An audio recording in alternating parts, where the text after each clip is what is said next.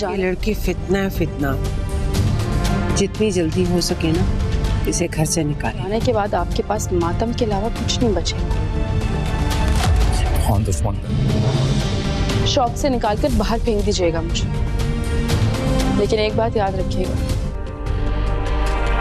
तुम्हें मौत देती तो तुम्हारी आंखों में पछतावा और तड़प कैसे देखूंगी। पैदा हो गया। कौन है जो मुझे बर्बाद करना चाहता है? कोई अनुष्य तो नहीं है? यहाँ से चली तो जाऊंगी, लेकिन इस घर की बुनियादें हिला कर जाऊंगी। मेरे जो बीज तुमने बोया है तुम वही काट रहे हो।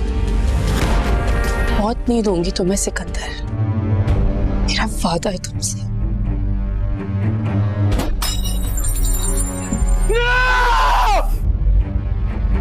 छोड़ूंगी नहीं तुम्हें, बस देखते जाओ।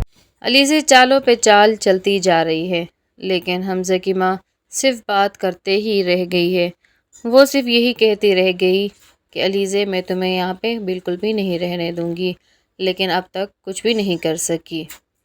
जबकि अलीज़े सिकंदर पे बहुत दफ़ा वार कर चुकी है और अब तो फाइनल वार लगता है और उसको इस तरह से पागल कर देगी।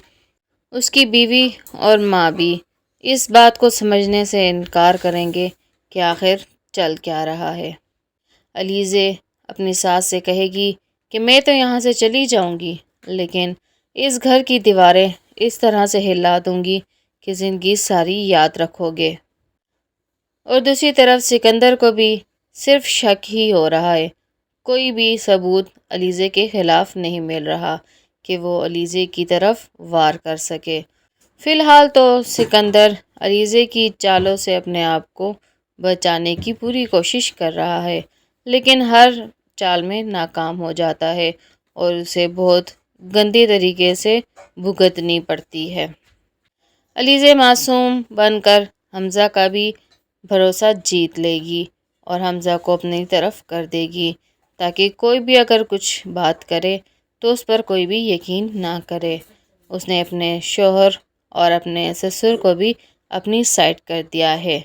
ससुर तो पहले कहता था कि मुझे ये अच्छी नहीं लगती, लेकिन अब जबकि उसकी ऑफ़िस में डिमांड है तो उसको अच्छी लगने लग गई है।